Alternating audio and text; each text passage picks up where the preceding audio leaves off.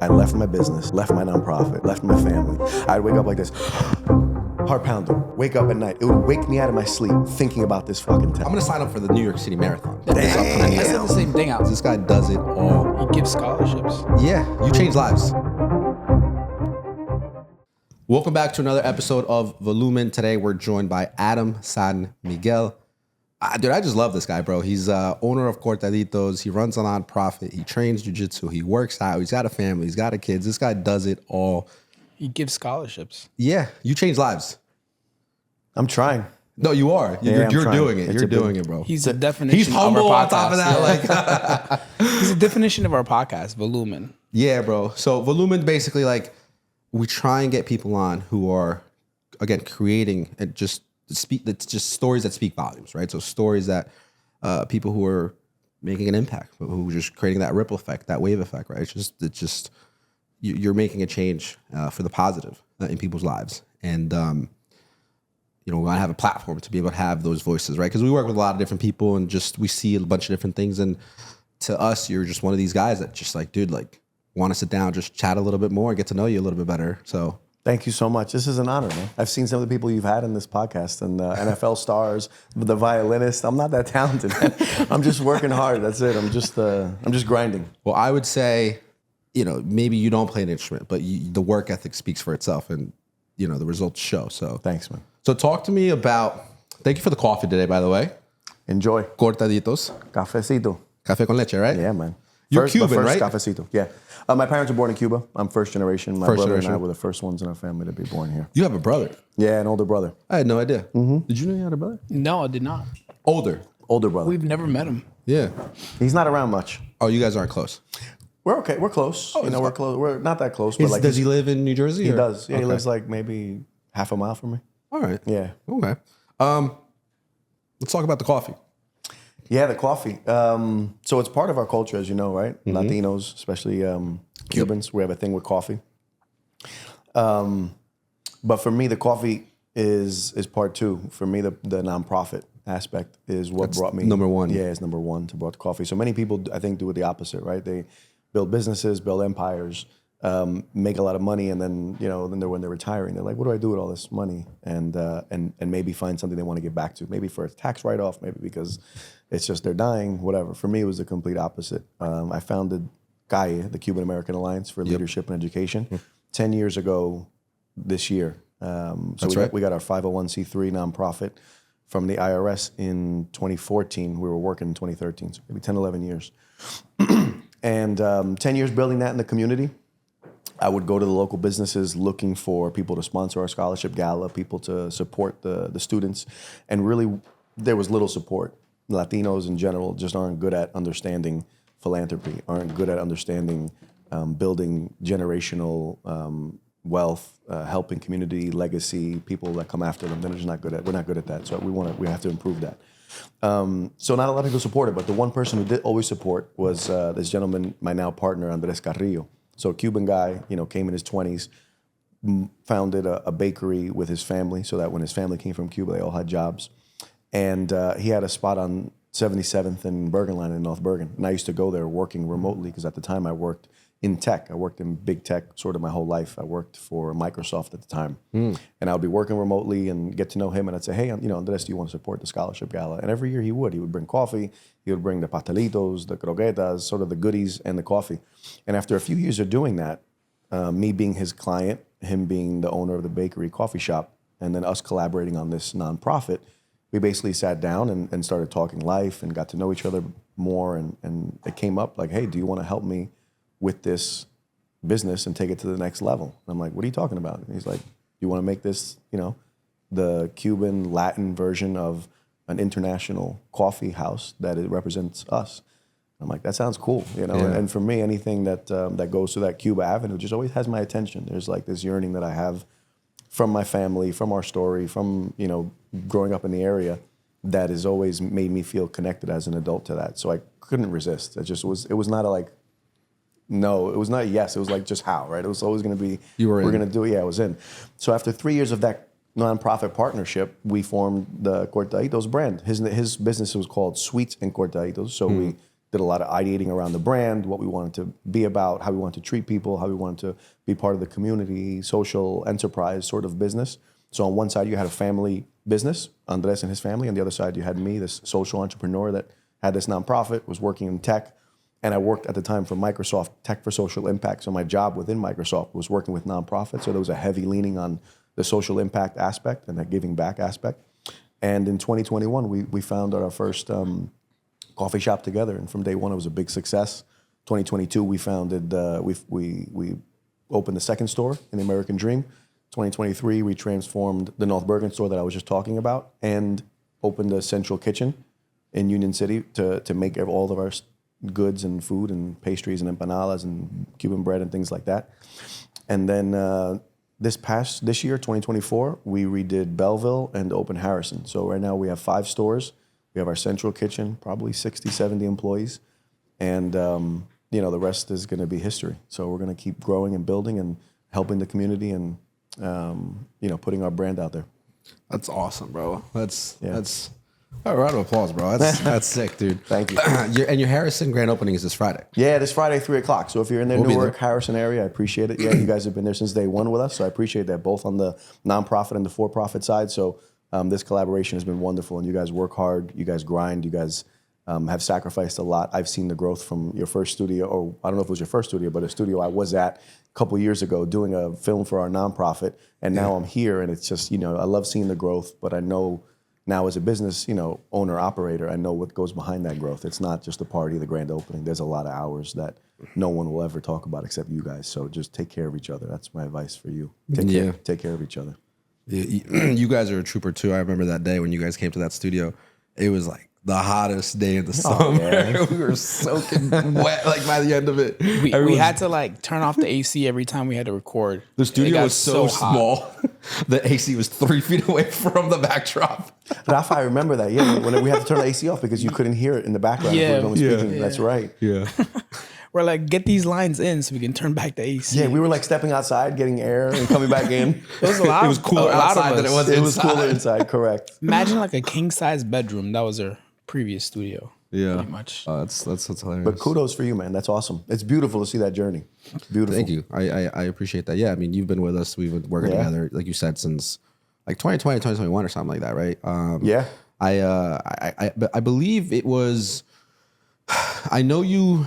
So I remember the first time we met you. You were throwing a festival in front of Rumba Cubana over in North Bergen. It was massive. Like, there was thousands of people. You had like this reggaetonero. I was like, bro, this guy, you know what I mean? And it was the manager at Roomba who hired us originally to make a video for them, not even for you. That's right. And then somehow, I don't know if you know the guy there. And then it was just like, hey, like, can we get that footage? Blah, blah, blah. And then it's been baby steps. It's just been like, yeah, we could do this for you, and then we could do that, and then like obviously we just did like your 10th year anniversary for the gala, like that was awesome. Like we're honored to be part of that journey. A lot of important and powerful people in that room too. You like I said, you're making an impact, right? Like both I think in like just these like everyday people, which that's what it's for. But like you have like these big people have eyeballs on what you have going on, which I think influences and helps people who need it. Talk to me about the nonprofit, right? So it's been 10 years, right? Yeah. Like you started this then, I guess, when you were 29? Yeah. So 28, 29. So so you, like why, like not why, I kind of know why, right? But like, I guess let's dive deeper, right? Like you had a job at Microsoft. I'm sure that was a good job, right? Yeah. I mean, just... What was it that gravitated you towards opening the? Yeah, was that something you always thought about, or is that something that you just one day like? Yeah, let's take it back. This is, I think the why is an important question. I think the how and the mission itself is. I'm really passionate about it. Obviously, I wouldn't be doing it if it wasn't for that. So, I was working at a company at the time called EMC. It was a great technology company, man. Great technology company up in Boston, and the person who brought me there, who's a dear friend of mine, still to this day. He had at the time. I'll just get to like one specific story that was kind of like you could share the whole thing. I want to hear it all. So we're in a cube. We're in our cubes together, right? We used to work in an office. I was in tech and sales, and so was he. And we're just going through our paychecks, right? And at the time, I was like 25 years old. It wasn't much, 50 something thousand. And we're looking at our checks and, how much do you make? How much did I make? Da, da, da, da. And he's like, well, here's what I took home because after I donated to my charity and after I donated to my church, here's what I take home. And I'm like, what do you mean? I didn't understand that concept. And I assume many people are in that bucket, at least at that age. Maybe now, or not, who knows? Yeah. But I think a lot of people don't have that concept of giving back. Like they don't look at it as a tax that I'm paying to help my people, my causes, whatever I give a shit about, right? Yeah. Whatever I care about that goes more beyond my personal wealth, my car, my house, the food, and my vacation once a year, right? Whatever you can imagine beyond that, that's like just one next level, like what interests you. That's how I viewed it. I'm like, what do you mean you donate? And at that time, I think he was like 15%. This is just him. This is his name. And Joe Namwanga, shout him out right now. Joe, I love you. Thank you for everything. Got your back always. And we always vibe on nonprofit, business, impact, et cetera. And he was like, yeah, to my church and to the charity cause. I'm like, to me, it would just blow my mind. I'm like, you're just giving money from every single check to what? He's like, well, my church. So anyway, Joe has his nonprofit that supports African-American students, and he brings them on trips to Africa. And I actually went to Africa one time with him. He got married in Africa, and it was an amazing trip. Africa's an amazing place. I love it. I feel really at home in Africa. And long story short, his vision is educating the Black youth around their roots and roots beyond this country, right? Because the African story obviously starts in Africa. So that the story of how their people doesn't just come from slavery, right? There's years and centuries that predates that, and that's important to know that story, right? Their culture, their ingenuity, right? Their heritage, all the stuff in Africa, everything they built, and all these inventions, and they're at the forefront of so much culture, world culture in Africa. And he was just how he spoke about it and how passionate he was about it. And it was like I kind of questioned myself. I'm like, wait, what the hell am I? What am I doing? I'm just working and then going home and working out. Like, is that my life? Like legitimately, I'm waiting for my check on Friday. You're in your mid-20s, so you're kind of like, could I be doing better? I'm like, I got to level up. So it's important to surround yourself with people, or by luck, by choice, however, that are going to be a model and an example for how you want to live. And so that was the first sort of like reality check. I'm like, what am I doing? And so for me, as an adult, I became extremely passionate about Cuba and my roots. It was as my grandparents started passing away when I was younger, then teens, then early 20s, then late. Just until now, I had only had one grandparent left from my early 20s. So as they started passing away, that void started like being more clear. And I'm like, wait, what is this? What does this mean? That's no longer there. I don't feel it anymore. Holidays are different. My birthday is different. Family gatherings became different once my grandparents started passing away. They were that old exile. And so I just started a journey of getting closer and closer to Cuba, understanding it more, the history, the culture, the modern day.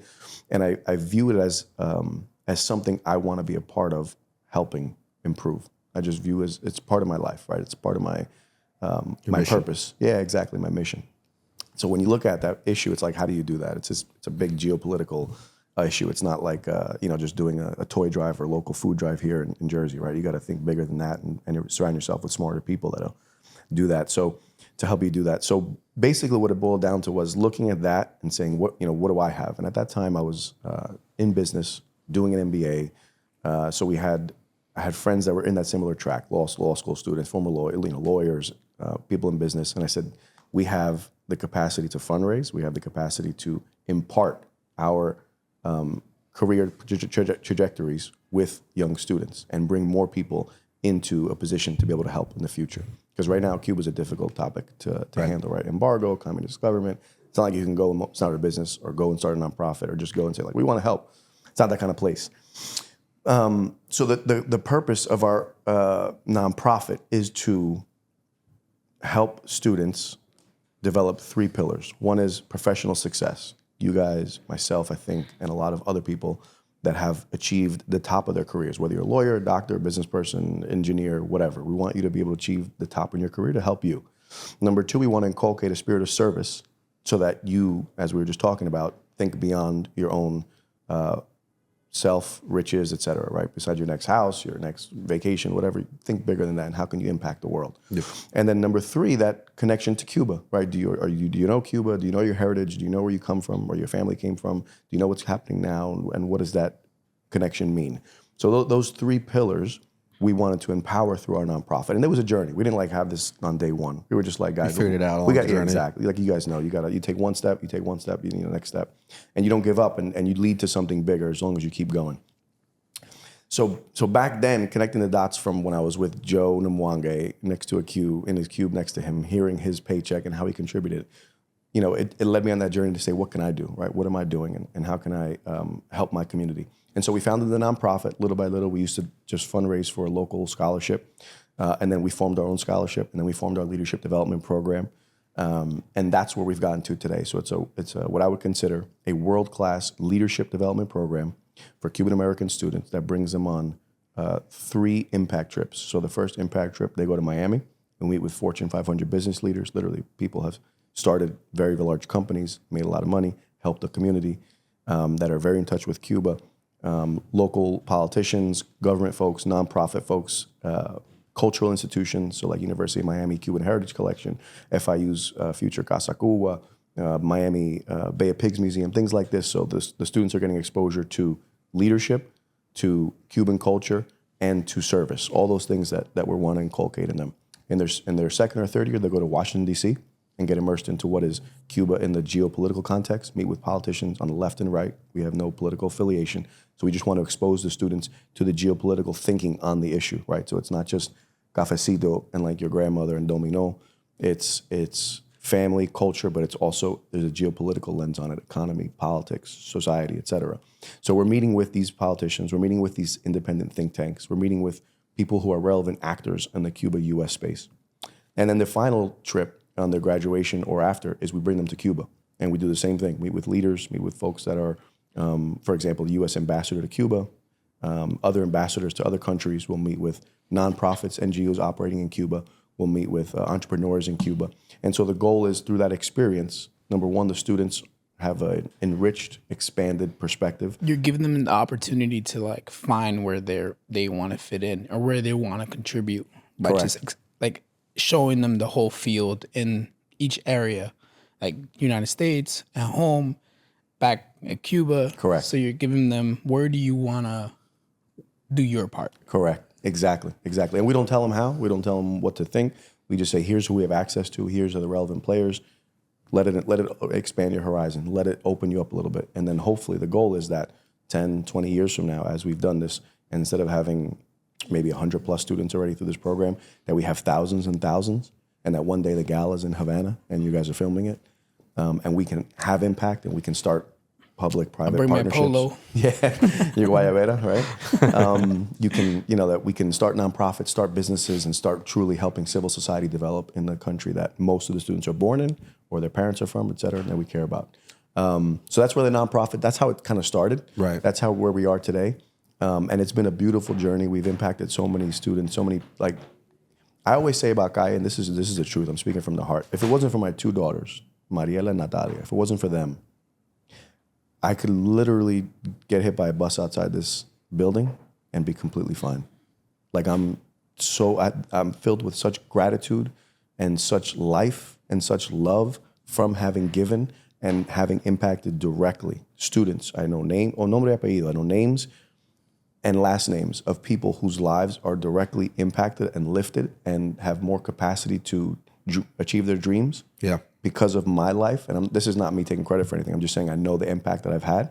And because of that, the feeling I've gotten, the enrichment I've gotten in my heart, I swear I could drop dead right now and be fine. Yeah. Now I'm living on extra time. I'm trying to achieve way more. I hope I have a long life. Right. But if it wasn't for my 2 daughters wanting to watch them grow up and be part of their lives, man, I'm good.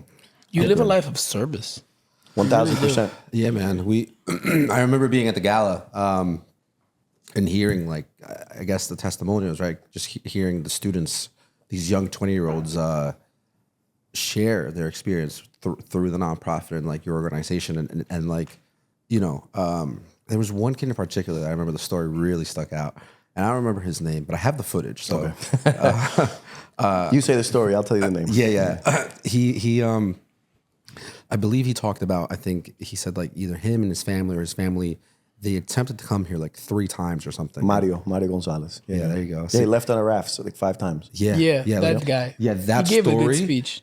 I mean, it was so powerful. So like, I was ready to tear up. Like, I remember just like, because I'm in the moment, I'm filming, right, and I'm worrying about all these lighting and audio and all this stuff. So like, most of the time, I'm like half in, half out because I'm just focused on the job, right? Like, why I'm here. But then at the same time, like, it took me out of my job, and I was just like I just almost like didn't care for the angle, but I was like, I need to witness this like live, like On my own. yeah, like I need to not look at it through the lens. I need to like just hear the story because it really like I felt it, right? Like you said, like Mario, his story was, his family, right? Like they tried and it was just and I don't know the in betweens, but just see him speak from the heart and speak on how you and the company and everything changed his life, changed the experience, set him on the right path, gave him the exposure, the awareness, and then he he has succeeded. and then he has this great job now, and he's like super happy about it, and He's super so psyched. passionate about it. I was like,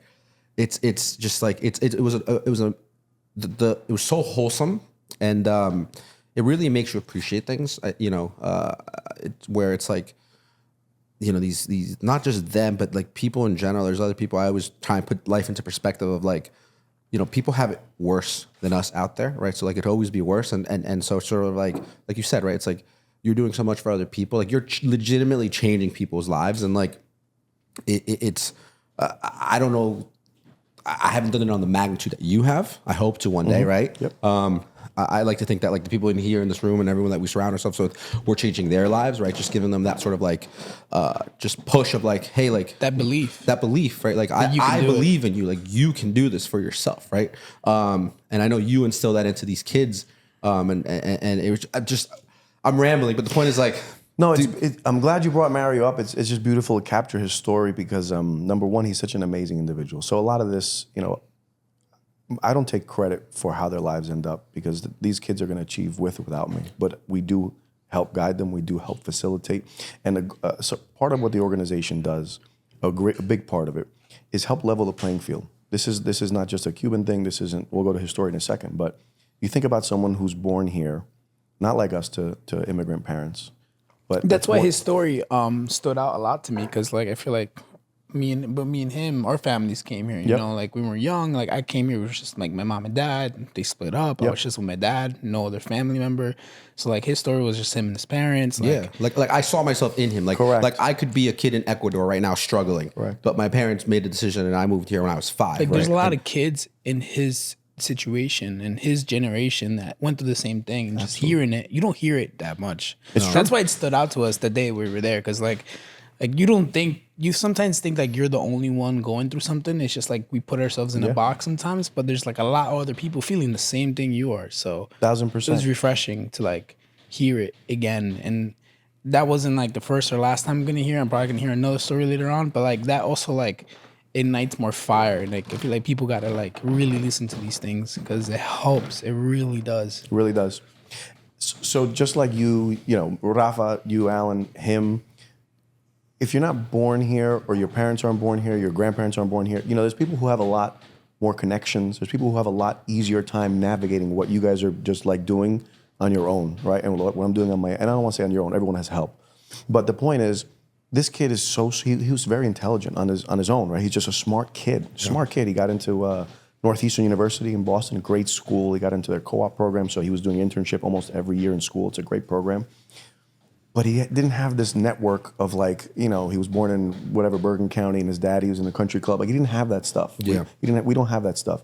So what the organization does is substitute a lot of those connections that he doesn't have. Because I don't know where his parents work, but you can imagine, right? Maybe a low-end job, don't have those country club connections sort of thing. So how does he connect the dots to keep that career path going, to help him level up with people who do have that advantage? And it's not knocking them. It's just acknowledging that he doesn't have that, right? So when it came time for him to graduate, which he graduated with very good grades from a very good school, he was having a tough time finding a job. Computer engineer. It's like a good baseball player, like playing in Cuba, but he has no scout looking at him. Like he's not gonna get into. Didn't have the coach. Didn't have the pitching coach. But he's already got talent. Because he's got his raw talent. Correct. So it's like, how do we help facilitate that journey? Yeah. And because of our program, he went through an amazing experience of workshops to help level him up. these trips. Literally, he left Cuba on a raft. He was in the ambassador's home, 60 room mansion in Havana. This guy, the U.S. ambassador, conversing about Cuban politics as a recent graduate with a job waiting for him next month. Right? What does that mean? Right? What does that mean in his psyche? What does that do to help him level up? Think about that. Left the country. His parents were arrested for having tried to leave. He was arrested 5 times. They tried to get out. Finally got out. And he's back there meeting with the U.S. ambassador. Yeah. With a job waiting for him at not a Fortune 500 company because the company's private, but it's a very, very big, prestigious company in New York. And he's doing exactly what he studied, computer engineering, making very, very good money for a recent graduate. So like that, we definitely played a big role in, helped influence that. And that's a huge win for us because that's exactly what we want to do. And what I'm even more excited about is when that kid, right now he's 3 or something. When he's 40, what is Mario doing? Yeah. And I'm hoping he's doing something along the lines of exactly what we're trying to do. He's top of his field. He has a spirit of service, however he wants to manifest it, whether he goes to a Gaia Gala, contributes to our nonprofit, I can give 2 shits.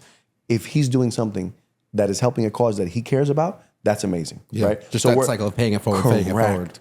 Correct. You're boosting them to become like leaders. Exactly. You're creating leaders. Exactly. We're perpetuating that leadership in service. Yep. Correct. I mean, it's amazing to see. Like I said, I'm glad you guys were there, and I'm glad you guys felt. I know you had the heart, and so you felt it. Yeah, man. Behind it all, I just growing up. Like, was there like anyone that you like looked up to, like before that conversation that you had with your friend? Yeah, I was a big sports guy, so I always looked up to people in sports. No one that I made this connection with of like a nonprofit service, that kind of thing. I've always been around good people. I feel like I have the best friends and I have the best family. And now I have the best colleagues in work, and I've always have. So I've always been able to absorb good and not just like be like, that's cool. I've always been like, no, what am I taking from this? And what am I going to do? I've always tried to level up with people who are so good that are around me. Right. So I've always surrounded yourself with the right people. But then put the work in to level up so that then one day they're like, no, that's my guy too. Not just me saying, that's my friend. No, I want to be like, that's my guy. You know what I mean? You think that came at an early age? Like that? Some people are just born with that. Some people are not. When do you think it was just always with you? I'll tell you a story about a kid that I think will answer your question. There's this other kid in the program. He's graduating now. His name's Luisito. You probably have met him. Luisito comes from Union City, Cuban parents, single mother. Does he work at Cortaditos? He used to. Yeah. So I'll get there exactly. I feel like I know who you're talking about. Yeah, you probably do. I feel like I know. Just a hard worker, man. Hard worker. First time I met this kid, I'll tell you the story.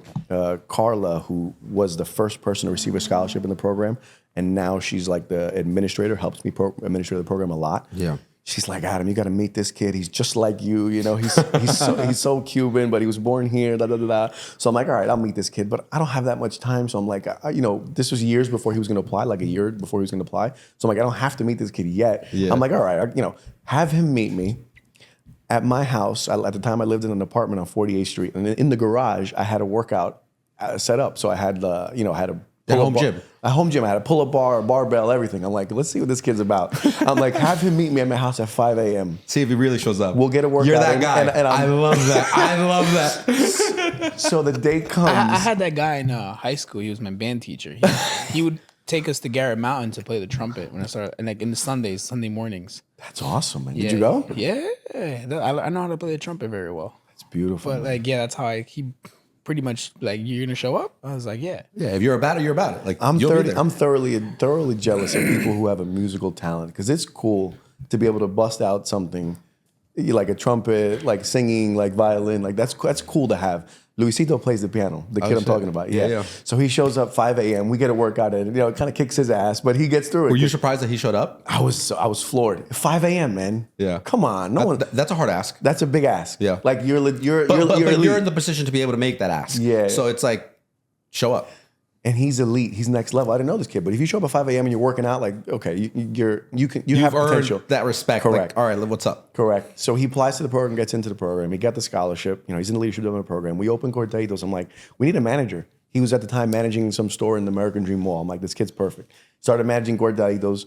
From there, he left Corta. He moved from manager to our logistics delivery person. So we had an internal. I mentioned we started a central kitchen. Yes. We needed someone to bring all the supplies from the kitchen, the food from the kitchen, To all the stores. He took that responsibility. After that, he learned the business, started his own business. Oh, wow. So now he has food delivery business. It's called Restaurant Rudolph. Now he's our supplier. He goes to Restaurant Depot and the various other places we get our raw materials from, brings it to all our stores, and he has his other customers. So this kid's 22, 21. He's maybe? scaling his own thing. And he's got a business. He's going to school full time. He's part of Kaya. And so my point is, like, you asked me, where does it come from? A lot of this stuff you can learn on the way, but the underlying characteristic that I definitely have, I just acknowledge it now after almost being 40, is that I just hustle, man. I grind. Yeah. I work. I wake up and I just grind. I work out a lot. I work a lot. I read a lot. I take action. I'm a person of action. And if there's a lot of people who talk, they have great ideas. I mean, everyone comes into the coffee shop and gives me an idea. Everyone. You should do this. You should do that. Why don't you do this? Why don't you do that? And I'm like, these are all fantastic ideas. Yeah. But what separates people is the person that takes the idea. It's the execution. It's the execution, man. And like in Spanish, I don't know if there's Spanish viewers, but the saying is, del dicho al hecho hay un largo trecho. It means like from the said to the done, there's a long path to walk, man. And I love walking that fucking path. Yeah. And I walk it alone. Yeah. With a team, but there's moments you got to walk alone. Yeah, I mean that's leadership as a whole, right? You're the leader, you're the person, head honcho. You have the support, you have the staff, you have the team, you have the company, but it still just comes from within here and within here, right? And I like to say it's like you can't teach heart, right? So it's like, you know, even in like our business, I'm like, listen, like I'll straight up, I'll tell any of these people, I'm like, listen, like I'll show you all the buttons, all the cameras, do this, do that, whatever, but like that creativity, right? Like that has to come from within you. Like I can't tell you every single shoot this, grab that, photograph. You know what I mean? Like you got to have that within you. Like you got to just know, you got to have that eye, like they say in our industry, right? And then in business, of course, same thing, right? It's like you. A lot of people talk, so it's like I just watch the feet. So it's like I'm just so big these days on like instead of telling me what you're gonna do, just tell me you did it. Tell me you did it. Like just be like, yo, I did it. I got it done. Fantastic. I'll respect you so much more. I love it. So it sounds like we're kind of pivoting to business side. I'll just say that to close on the service, or no, I don't want to close. We'll probably dive back in there. But there's just this quote. I follow a lot of motivational and self-development stuff on Instagram and all these different platforms. But one guy I love to follow, his name's Inky Johnson. Have you ever seen Inky? Mm-mm. Oh, he's this former college athlete, had a bad injury. He was like a really, really good player, but he got injured, so he didn't make it to the next level. And he's got this great Instagram page with amazing motivational quotes and inspirational stuff. And one of the things he says is, I'll try and I have it on my phone and switch it over there, but I try and think about it every day, is he says, today's a new day.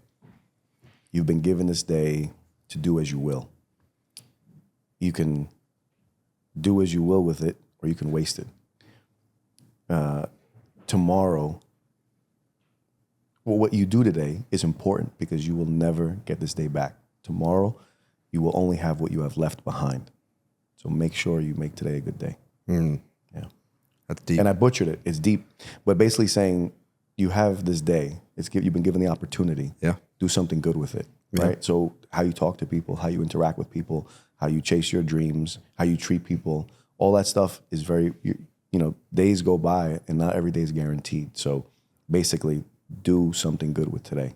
And so I think we're doing something good. I think we're sharing content. When I woke up in the morning today, I was thinking about that. So I treat people right. I make sure I'm listening to people, trying to understand what's going on with their lives, people that work for me, people I interact with. I'm always just trying to focus on the people that I interact with. Yeah. That's where you make the impact. Absolutely. Yeah. Because like, I think one thing I noticed about you is that I really love that stands out to me is like, we meet, right?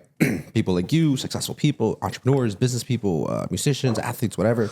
And it's kind of like on that playing field of like, all right, like we're all, let's say, accomplished or successful, whatever that may mean, right? It's sort of like, I think what separates certain people is, like you said, the attitude or the behavior of how you're treating these other people, right? Like the humility that you do it with, the compassion that you're doing it with, like just the love that you're sharing with, right?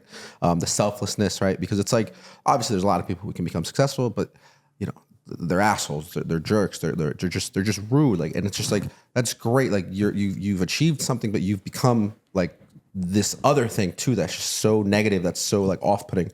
But you're one of those guys, bro. That's like, You're well-rounded. I don't think I've ever seen you have a bad day. And the crazy thing is, it's like, and I say this because I feel the same way. I feel like it's not that it's a lie to say that you don't have bad days, because obviously you have bad days. You're a human being. Yep. It's the way you show it or don't show it, right? Through that leadership, through that mentality, right? Of like, It's the way he handles it. yes, like the stress, the pressure, the like how you internalize it, how you put it out. Like you could have gotten the worst phone call, the worst whatever situation, and you're the type of guy that like will walk right outside through the doors, shake the next person's hand, give them a hug, like give them a compliment, and like they would never know. Are you religious? No, but It's interesting. I mean, I go to church. I try to get my daughters to go to church with me, but I'm not that religious. I mean, you're touching on a point that I just, again, the same guy, Inky Johnson. He's got a beautiful quote, and I'll find it for you. Yeah, find it. But it's and this dives into I think like the emotional IQ of people, the EQ as I say it, right? It's sort of like I'm also just a very firm believer on like whenever I do a lot of things, it's sort of like I look at it like if I am having a bad day and like if something is going on in my life, like it's sort of like I get it, we're all human, like we're all gonna like express how we need to express it, but it's like it's almost like an injustice or unfairness for me to like dish it out on you because you haven't done anything to me. So why should I be upset towards you because of something that happened in my life? Like, I just don't think that's, you know, and maybe I'm just, that's how I view it. Maybe I'm wrong, maybe I'm right. But the point is like, when you get to like, I feel like higher stakes, higher level decision, higher pressure, it makes all of the difference because it's like, you're cool, calm, collected, rational, logical with like your thinking and there's clarity, there's peace, there's like, we're following the plan. Yeah. We're going to get it done. So I'll give you this quote. I'll cry when I go home, but like, we're going to get this done. Yeah, you're hitting on it, man. That level of emotional intelligence is next level. That level of awareness is next level. So what I think my latest up-leveling, the latest improvement I've made on myself is around exactly that, is the ability not just to have that emotional intelligence awareness and not take it out on people and, you know, not hold it for a different moment, but the actual appreciation of the negative, of those dark times, the fucking trenches, the times when you're ashamed of yourself, when you got no one to turn to, when you're sad, call it for whatever reason. Someone passed away that's close to you. You're on the verge of losing everything. You're, you know, whatever the dirty shit you have in your closet. Like, think of like, man, oh my God, this is the worst thing ever. Being able to truly be like, thank you for this. Thank you for those feelings. You're feeling. Imagine going through that shit numb and not, it's a blessing to be able to feel that low. Yeah. It's a blessing. Just like there's dark, there's light, same thing in your life. 100%. If you can't truly appreciate that negative piece of your life, you're only living for the half, man. Yeah. You're not living for the whole thing. The injury, thank you. What am I learning? So I'm in this next iteration that I've up-leveled is exactly that. I'm 360 every day, 24/7, winning. My daughters, just to give you a home example, they're so cute and beautiful. I mean, they're beautiful, these girls. I don't know. They're just, how old are your daughters now? 4 and 6. 4 and 6. They are so beautiful. That's a good age. It's a beautiful, I'm like in heaven. But a 4-year-old, she throws a fit this morning, crying her eye. And if you get upset at that, you're just waiting for the good parts of that 4-year-old. A 4-year-old is gonna do both things. They're gonna say some cute shit at you and hug you and give you kisses, which is like, oh my God, Instagram moment. And then they're gonna be like, literally, I hate you. My daughter says that in Spanish. That's in her language. Te odio, papi. I'm like, what? So, but like, and she'll like cry and throw a fit. But if you can't appreciate that, you just want the good. And that's so low, man. Like that's so 90s. Like, what are you, from the 70s? You can't, you know what I mean? Like, you just want the good. You just want the Instagram or the vacation. You just want a vacation? That's all you want? I'm like, no. So I tell people close to me. I'll get to the quote. I tell people close to me that I really appreciate and love.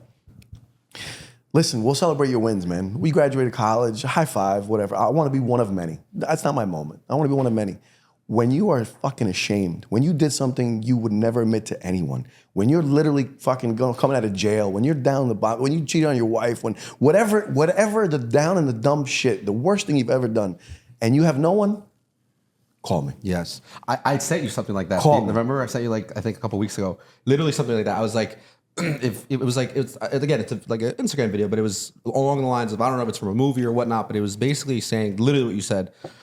Like if some ever shit goes down in your life, something bad, the worst, whatever, you're down, you have no money, whatever. Like it's sort of like I hope you would call me because you robbed me the opportunity, the pleasure, the honor to stand by you when you're down, to like be able to help you pick yourself back up, to give you the motivation, to give you the emotional support, to give you the financial, whatever it is. It's like, because or like, just to listen, man. Like you said it best, and it's really for, like you said, for a very small percentage of people in our lives, where it's like you want to be there, obviously for the good, but like I want to be there for the bad. Give me the bad, man. I'm a trenches guy. I literally sent you that. Like, yeah, I remember. I feel like majority of the worst times in my life, there has been at the end of embracing that worst time in my life, I was also very thankful for it. So like, it allowed me to move forward.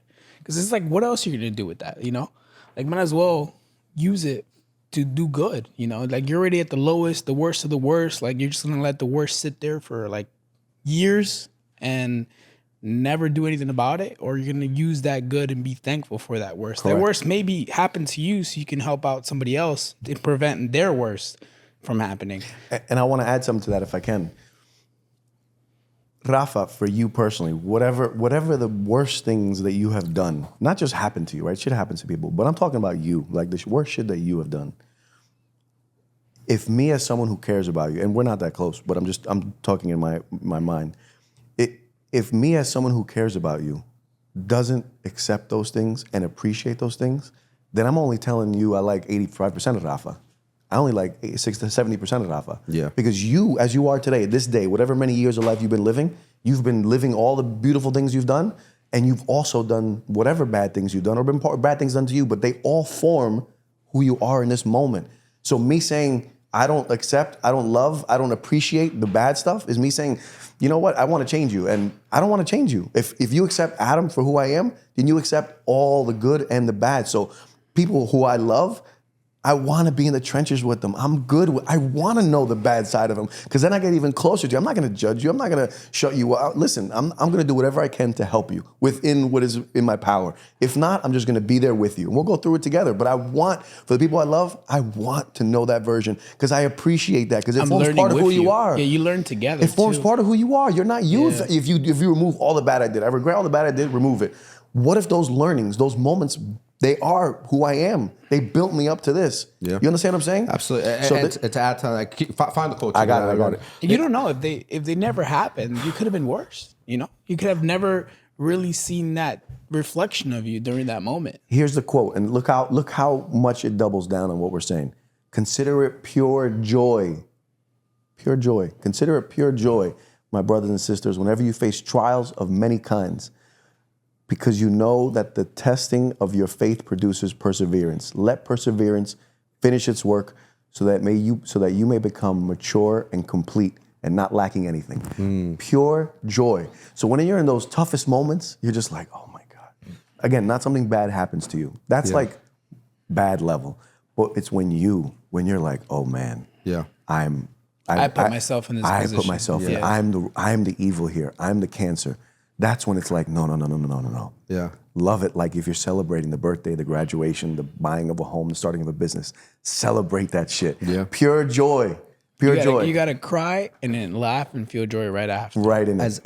As twisted as it sounds too, like just throughout the years now, right? Like I just turned 30 this year. So it's like, I'm like, all right, I have this whole decade of being an adult under me now, right? And it's sort of like, you know, I don't know if I can't be the only person that thinks like this, but I have definitely learned to enjoy and love just the journey as a whole, right? Whether it's spiritual, whether it's, you know, business, whether it's educational, like all the journeys, right? But especially when it comes to the business, where it's like, yeah, I mean, like you just gotta take the hits, and it's just like, it's like that savageness, right? Like if let's say we're boxing, it's like you get hit in the face, it's like, hit me again, let's go, like just like hit me, like, you know what I mean? Like I just, so same thing, it's like, car breaks down, something breaks. It's like, give me the next thing. Like, just let's go. Do it. Like, I want to plow through the fucking failures. I want to fail forward, bro. Give it to me. Like yeah, like the grand opening, fantastic, amazing time. But I almost like in a twisted way, really enjoy the struggle because I know I'm growing because I'm learning very little from these wins. I look around and I'm like, there's appreciation for it. Yep. But the struggle, bro, that's where the character is made. Like, that's where I'm like, I'm the man I am today because like I went through all of this shit and I lived and I survived. And it's not like the worst thing ever. But the point is just like, no matter how big or how small or whatever the journey is, it's just like those tribulations and those things. It's just like being able to come out on top. And so I purposely look for challenges now in life. Like I'm purposely on like, I know we were talking about like jujitsu earlier, like and like health and fitness.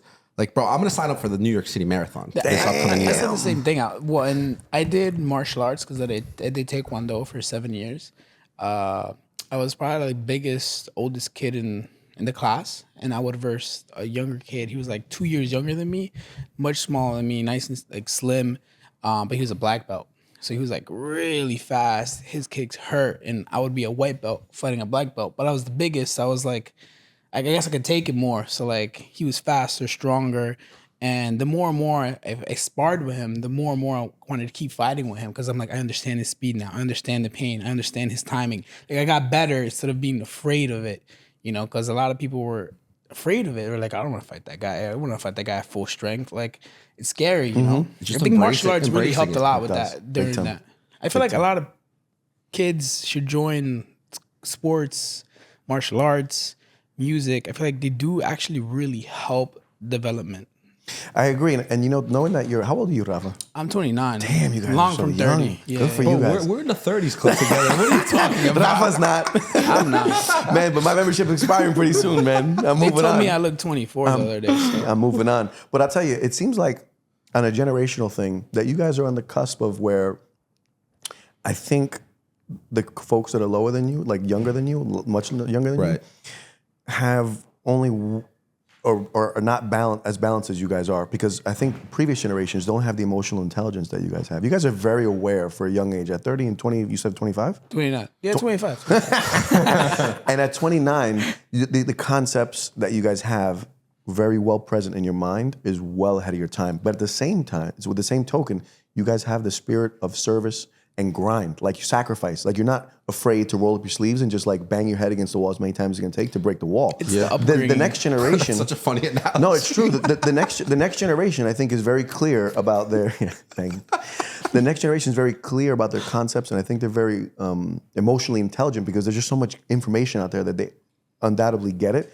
But I'm not sure that they're getting the same level of hustle and sacrifice that you guys have. Yeah. They're not. They're not getting that toughness. It's a lot not easy. I don't want to say easier. I don't want to like jam on anybody, but it is a lot better because we're the ones. Let's say someone who's like 32, 34, they struggle. They got their business. They grew up. They have a family. They gotta have a nice house. They have kids. Like they get everything. Those kids don't go through the same thing we went. You know, they're gonna go through different struggles. You know, they have everything. They're gonna go more on like mental stuff than more of like what they need. Yep. So I feel like a lot of them don't speak up, or they just like. I feel like my girl has a younger brother. Like a middle brother. He doesn't speak that much. You know, like he's more like to himself. Like he's like his problems are only for him to understand and tackle. And I feel like that generation is kind of like what the problem is. Like they need to talk about things more, and like they need to be more aware to have someone to like, hey, like I have him, me and him talk about our problems, our life problems. Like we've been partners for years now, so it helps having that reflection. Absolutely. But a lot of these kids feel like they're just by themselves, and it's a big problem now. Yeah, and you both mentioned something that I agree with, and I'll give you a story. My own version of this fairly recent, is you mentioned Taekwondo, you mentioned Jiu-Jitsu, and the work. Like going through tough things, putting yourself through tough things makes you stronger, and that's where you grow, right? You mentioned that. That's where the growth is. The punches, when you get punched, not just punching, when you get punched.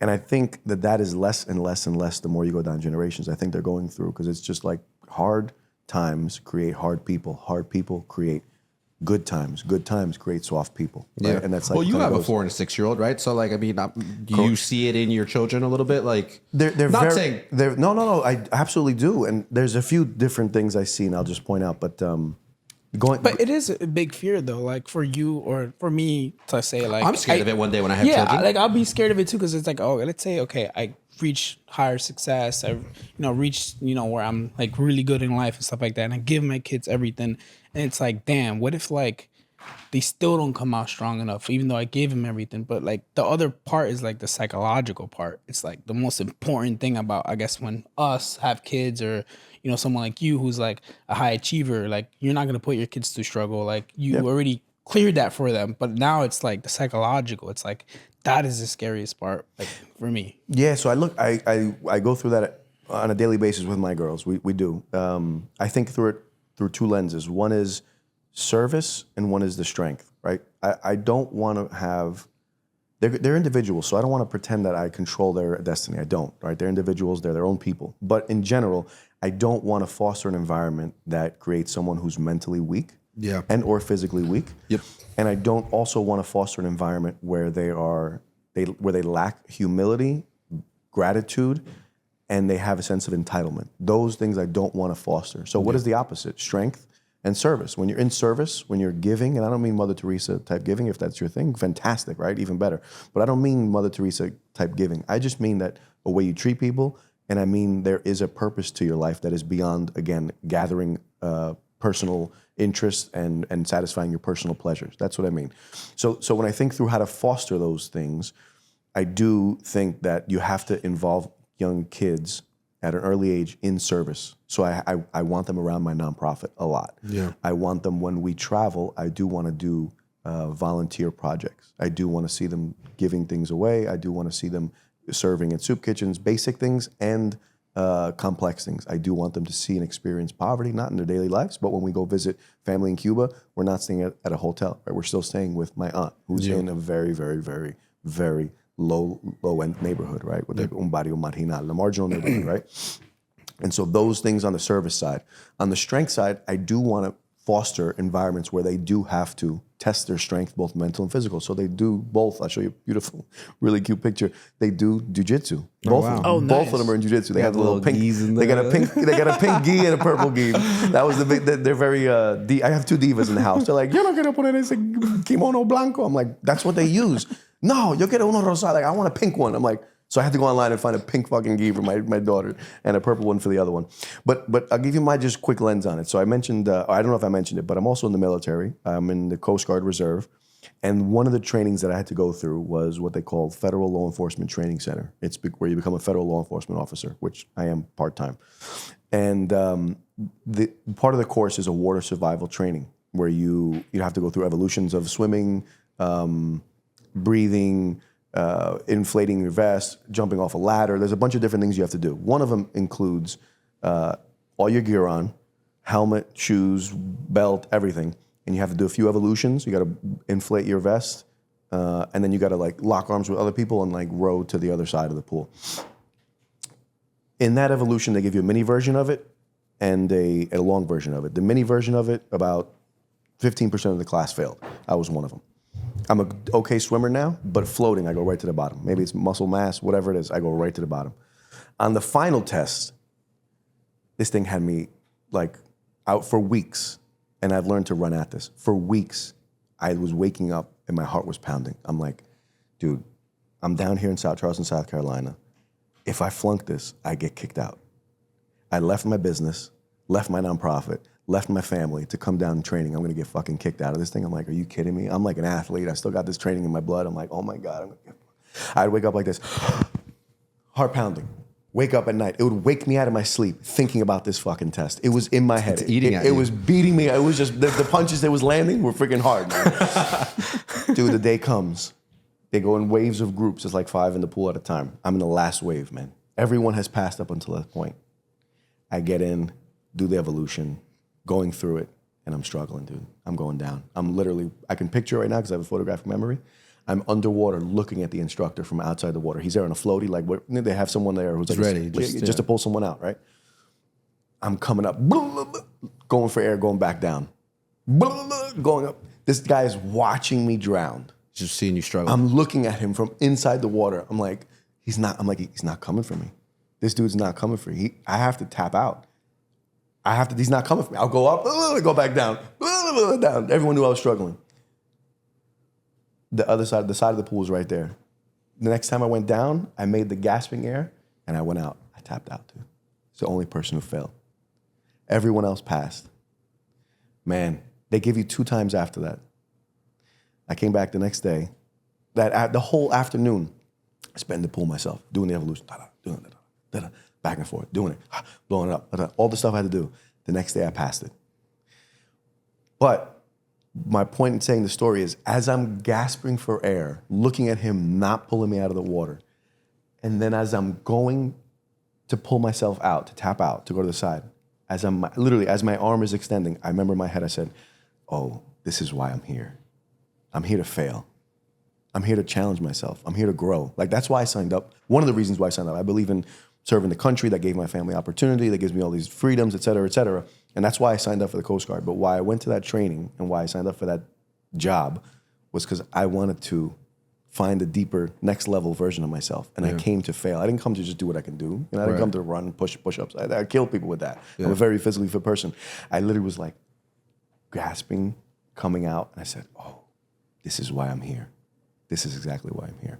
So yeah, putting yourself in a position where you're physically and mentally challenged is necessary for you to take those next leaps in growth. Yeah. For me, jiu-jitsu is one of these things that represents that.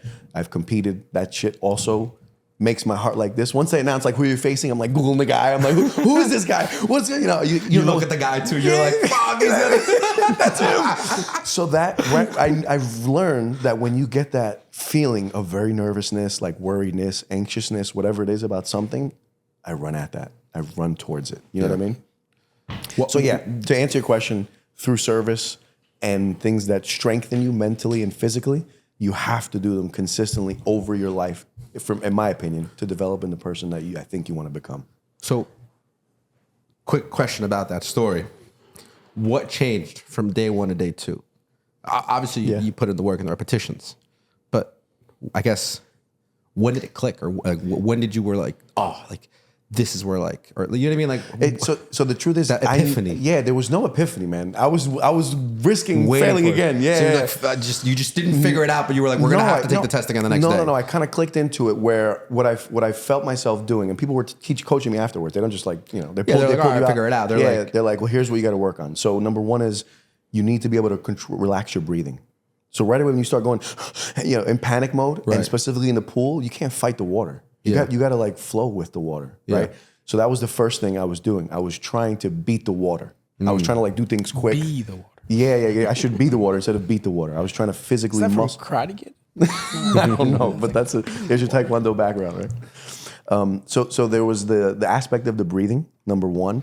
And then something really simple is I realized that I had to open my eyes. We didn't have goggles on, so it was just whatever. But the first time I did it, I was going through with my eyes closed. And I felt that that was an epiphany I had, was opening my eyes allowed me to feel more comfortable going through the things I had to go through, because you had inflatable vests that were wrapped up in your belt. You had to open them up, let them open, grab them, and then inflate them as you're swimming, as you're staying above water. So you're literally going under, coming back up. And so to do that, you got to control your breathing. And for me, I had to be able to see it. It was just a thing for me. Before I was like, you're like this, and it just made everything more panicky, right? Yeah, I think it made you more panicky. Big time, right? Big time. So I opened my eyes. I changed my stroke when one of the kids who watched me fail, who's a swimmer, was like, hey, you got to try this. Changed the stroke, opened my eyes, and just controlled my breathing. And repped it out many times. And the next day, on the first try, I passed. And one of the students came to watch me. It was like 6 a.m. I was by myself, me and the instructor, like, come on, Sam, Miguel. Just 3 people there. That's it, yeah. But I'll never forget, I was the only person who failed, man. Can you imagine? Yeah. But you know what? But that's what I'm talking about, like the humility of like, so what? Like, get it done. And you got it done. Yeah. And now you have an amazing story to tell. I'll show you that like, picture. That's what I'm talking about, right? It's like, I bet you that helped you in your business now. You know? Man, we talk about the mental strength and stuff. Going through boot camp and going through the trainings, it really, military challenges you in that way. Yeah. And I thrive in that environment, but either way, it did challenge me. And I know why I did it. And that I had to fail to grow. I had to fail to grow. Yeah, man. It's like, for me, like I said, like I I'm signing up for the New York City Marathon. Man, I'm excited for you. I'm not a runner.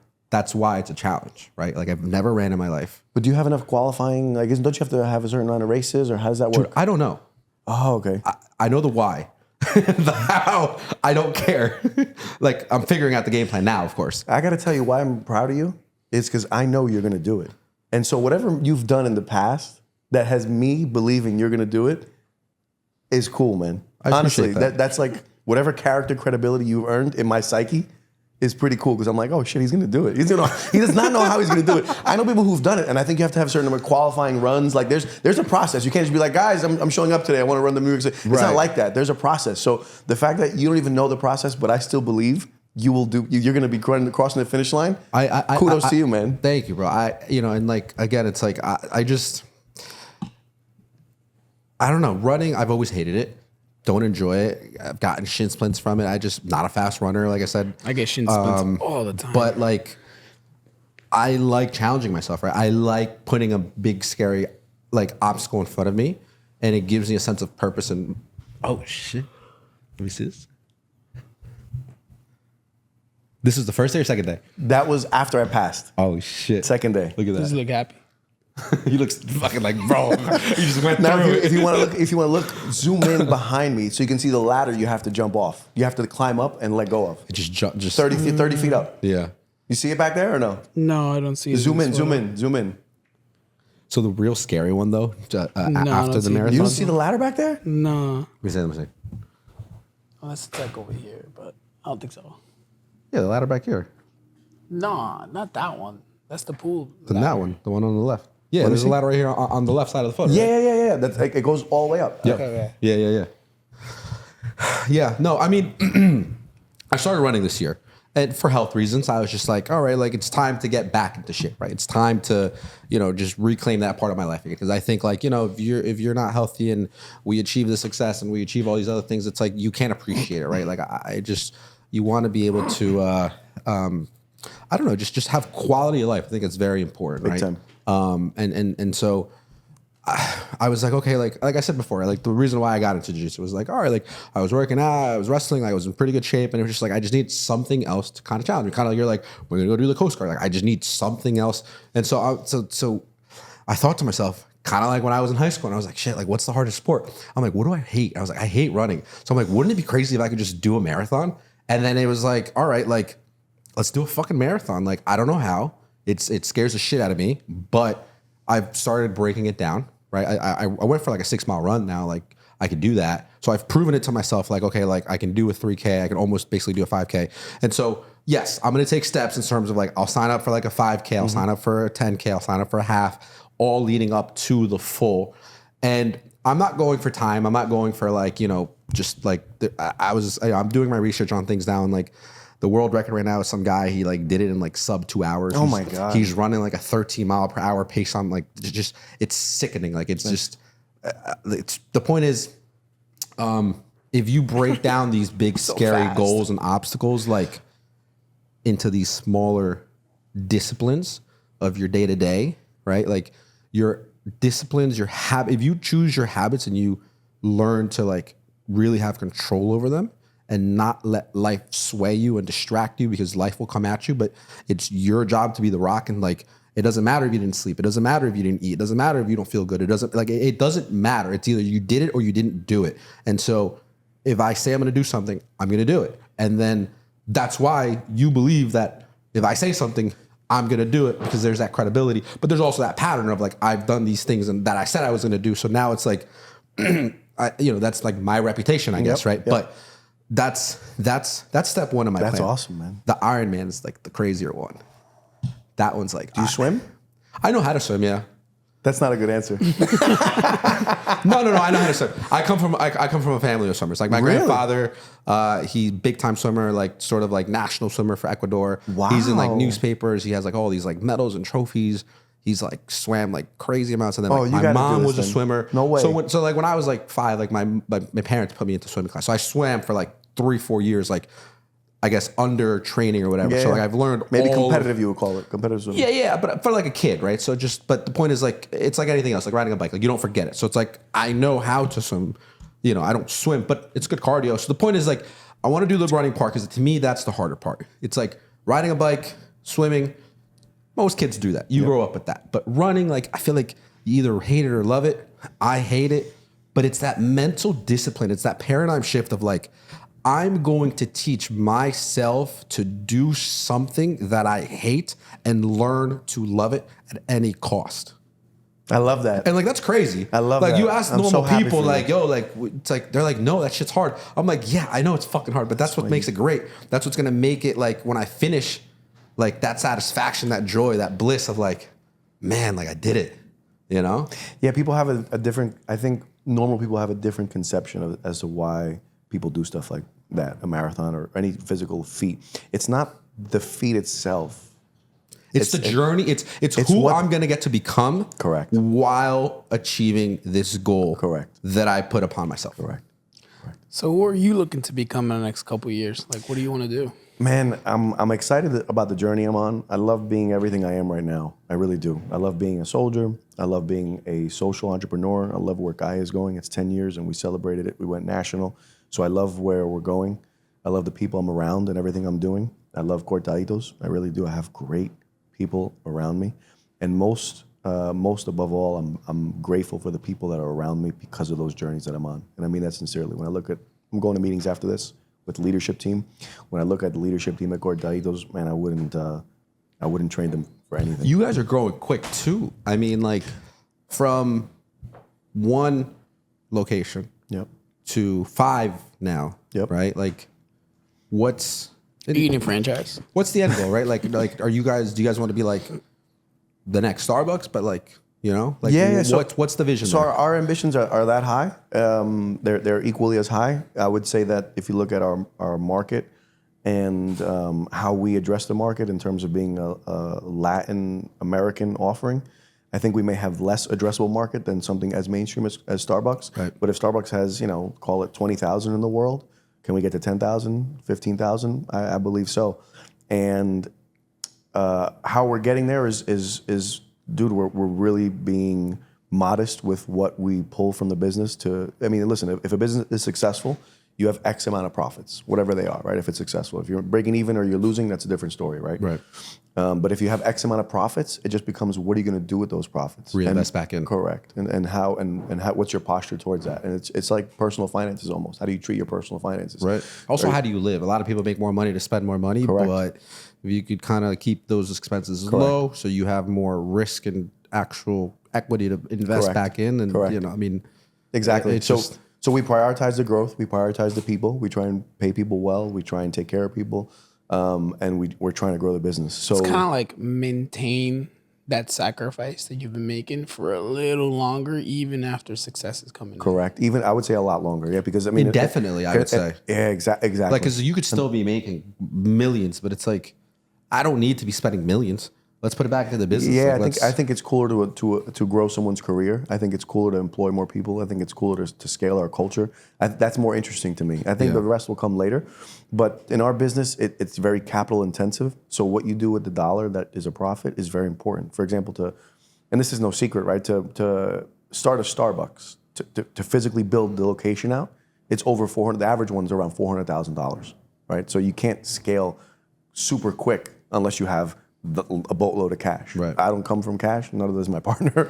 So our growth is coming from what we're producing in our businesses, and it's that simple. It's a numbers game. At some point, we'll have to go after bigger time investors. We do have. Can we buy one when that happens? Cortaditos, we can talk about that down the line. It comes down to the people, because people have always come to me since day one. It's something we have. It's un caché, whatever you want to call it, like a vibe we have. That people since day one have always, that's about franchising. We've had people local, we've had people national, we've had people international. you guys own all 5 too. Yeah, It's not yeah. We have. There's 4 of us in the business. There's 4 partners in the business, and since day one, we've had people from literally Europe, Africa, across the country saying, "How do I franchise this?" And it's not the model we're pursuing right now. Maybe we get to some point where we do that just to get into a market. But I enjoy employing the people. I enjoy spreading the culture. And if I give my playbook to someone else in Ohio or wherever the hell the person is, and say, here's how we run it, here's how it looks, is that cortaditos really going to be cortaditos? You know what I mean? I don't know. And right now, You're building the core right now. Right now, you yeah. want the core to be so strong. Exactly. Right now, That could be a future move, not right now. correct. Yeah, and Starbucks, they own, I think, 50% at least of all of them. So they have a similar, they've lived a similar vision that I think I have, or that we have, which is definitely own a lot of not only the businesses, but of the culture, right? They give benefits to their employees. Yeah. They have health benefits, they have educational benefits. And so when I look at who I'm modeling after, trust me, we're not Starbucks because our coffee's way better. And I don't mean that as a joke. I mean that it's known. Starbucks is X level coffee. It's over roasted, it's burnt, etc. We have very good coffee. But there is things about how they've done business that I deeply admire, right? Yeah. I deeply admire that they offer their employees what they call bean stock. Baristas have stock in Starbucks. That's freaking cool that you're giving ownership to someone at that low of a level. That's awesome. Everyone in Starbucks, I think, has access, as long as you work at X amount of hours, has access to bean stock, has access to healthcare, has access to a college education plan. Like they pay for a program with, I think they have it with University of Arizona. Yeah. And so there's things I'm absolutely modeling off. Do I appreciate their coffee? No. Do I appreciate everything they do? No, absolutely not. I think it's mainstream. It's the culture is watered down, et cetera. We have a very strong culture in our stores of how we treat people, of what we represent. Our deeply Cuban and Latin roots are very, very ever prevalent. Community, exactly. Behind it. Yeah. Exactly. So how do we get on the topic? Just growing in cortaditos. scale. Yeah, you're growing. Yeah, you're yeah, growing. Yeah, Harrison. I asked you what's next. Yeah, what's basically. next? So we're going to be national at one point, and then we're going to be international next point. But what's immediately next is, dude, it's hard to find a place to live in general. I got a good Same question thing for a you. business. It's hard to find a location. I'm literally shopping around, meeting realtors, meeting property owners, and it's like, well, everyone, there's different things that make it not so easy just to get a lease going. It's not easy. What are 2 countries that you would want to have cortaditos in? Oh, I could just tell you one off the bat in the future is obviously Cuba, right? When we bring Where cortaditos in to Cuba, Cuba? right? If you've ever been to Havana, which maybe you haven't, I can tell you, right on El Malecón, which is in there's 3 neighborhoods that El Malecón cuts through, which is La Habana Vieja, so Old Havana, Centro Havana, so Havana, what I don't know in translation, Centro Havana, Center Havana, Centro Havana, and then El Vedal, and it's this probably 2 or 3 mile long seawall that on one side you just have ocean crashing over into the street, and the other side you have homes and businesses. With our ventanitas, the windows that go open, it would just be the vibe. It would be the vibe for you to go to Havana and have a cortadito looking at the ocean. We'll Google it later, but it's a beautiful, beautiful street. Yeah. So that would be the one place that is a dream, because it's not like, oh, I just want to put it there and I can. No, I can't, right? You can't own a business there. So it's multiple dreams becoming a reality. One is a free and prosperous Cuba. One is a place that I'm contributing to, community. Gaia will be there. Gaia has been there already. And then bringing an enterprise there to do the same thing, treat our people right, have a social enterprise there in Cuba is something that it brings me to tears. When we be there cheering with our team there, I'll be in tears. Yeah, I can guarantee you that. And number 2? Number 2, maybe Spain. I like Madrid a lot. That'd be a pretty cool place. I mean, we're gonna be all over, but Madrid is a cool vibe for me too. In La Gran Via, I love that street. Yeah. Next to a bookstore, it's my thing. Yeah. Or make it a bookstore Make it a bookstore. with cortaditos. That'd be nice. yeah. They have this cool bookstore there. It's called Casa del Libro. That every time I'm in Madrid, I have to go and I buy like 5 to 10 books. I Yeah? just love reading. Yeah. What kind of books do you read? A lot of business, self-development, a lot about Cuba. What's like the latest book you're reading? What's like the latest book you're on that you're like, damn, like you found a nice little nugget or piece that you like. Oh man, I read a lot. So up to this year, it's a low year for me because we've been busy, but I've read 21 books. Okay. And I'm reading one right now about emotional growth for children. So there's 3 main topics, and I always go outside of them. But the 3 main topics, one is Cuba. I read a lot about Cuba. I just read one on the it's called Havana, the Sugar King of Havana, I think it was called, and it was about the largest sugar business owner, a guy named Julio Lobo in Havana, his story. And then I read about self-development in the context of business, so a lot of self-development, growth, and then business books. And then also read about children development. So because I'm a father, I think it's a topic I have to be well-versed in as well. So right now, that's the book I'm on. It's at home, but it's called, what's it called? Humanos, it's in Spanish. It's Humanos Pequeños o Diminutos emociones grande. Basically saying like That's what I was going to ask little, you next. Yeah. Are you reading in English and Spanish? I Both try books? I try and focus on Spanish most because I like books? reading. Yeah, but when I see that the translation's too Americanized and it's too bullshit, the translation, I just buy the American. Has your Spanish always been like strong? No. It was very weak when I was a kid because it was something that, you know, I'm the kind of person, this is just Adam, I'm the kind of person that I have to choose my destiny. That's what I'm finding as a 40-year-old, almost 40-year-old now, is I have to really own something for me to be involved in. Like, you can't just have me like as a role player. And I don't mean because I'm an ego. My just best skill set is being the leader, is being the guy, is being this that MVP, that leader, that Jordan, whatever you want to call. So when I was growing up, it was something that my grandparents and my parents would just like hit me over the head with. El niño tiene que hablar dos idiomas, so you got to speak 2 languages. They were always talking about Cuba, and I didn't understand it as like a 7, 9, 10-year-old, whatever. You're like, why are they talking about this place that we've never been to, that I can never go to? I don't understand this. Yeah.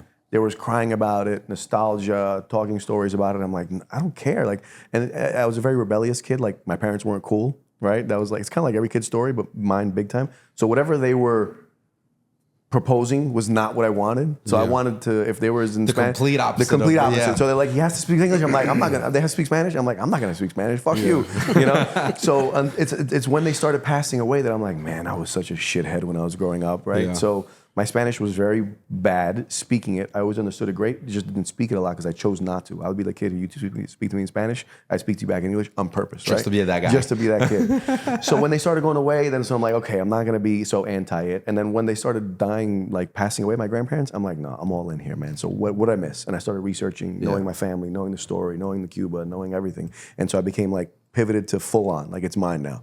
You know what I mean? So when to answer your question, until I was about 15, like I could care less. I hated it. It was like annoying. I didn't understand the dual culture, the duality, right? Like I'm listening to hip hop in the 90s and they're playing like 1950s Benny Moré in the house. I'm like, this sucks, you know? But now I'd give anything to go back and have deep conversation with my grandparents and just show them who I am, you know? Yeah. I feel like, you know, a lot of life is some point in life, like that clicks in you that you're like, damn, I wish I got this information when I was younger. I wish I was asked these right questions when I was younger. I feel like the older you get, you start appreciating that more. So that you start doing more the older you get. Then you start asking more questions. You start like doing more action, I guess you could say. But yeah, I wish what I know now, what I've learned now, that I wish I got it when I was a teenager, you know. But I got it in like my early 20s. That's when that hunger started coming in. Those questions started coming in. Starting to appreciate those moments that you're like, damn, I should have just listened to, you know, my aunt, my grandfather, like my father during these moments. And it's nice. A lot of people, it clicks a lot later. A lot of people, it clicks a lot sooner. But I'm glad it clicked for you. Whenever it clicked for you. So whenever it clicks, man, just ataca. You know, go at it hard. That's what I live by. Yeah, man. Well, Adam, Where can they find you, bro? Where can they follow the journey? Personals, businesses, calle, cortaditos. Yeah. The next thing you'll be starting up. this guy should start his vlog, man. I would watch it. Maybe. So cortaditoscoffee.com, and our Instagram is at Cortaditos Coffee. So the Instagram page for the coffee shop is there, and it's a really good page. And we have calle.org. So calle.org is the website, CAALE.org. I know I'm saying calle with 2 L's, but it's not. It's 2 A's. And then we have the social media handle is calle.org in one. And me personally, I think I'm Adam San Miguel 1, but it's a private page. I really post. I'm too busy with other stuff. I don't post for myself. Maybe I will one day. Take your advice. But Adam San Miguel 1, I think, is my Instagram. Yeah. Awesome, dude. It's been a pleasure having you. Likewise. Thank you for coming. Thank you for taking your time out of your very busy life. Thank you for being here. Man. We will see you on Friday. Friday, 3 o'clock. Guys, subscribe, follow him, and we'll see you next episode. Peace. We'll see you actually in Harrison. Well, yeah. That's what I said. No, I'm saying them. Yeah. Oh, you got to come. Yeah. 600 Frank E. Rogers Boulevard South, 2 blocks from Red Bull Arena, 2 blocks from the Harrison Path Station. Cortaditos grand opening, 3 p.m. So this episode will probably be out after your grand opening. They missed it. But you could still come too. It's done. You could still come. We had a blast. That was a great time. Dude, awesome grand opening. Tremenda fiesta.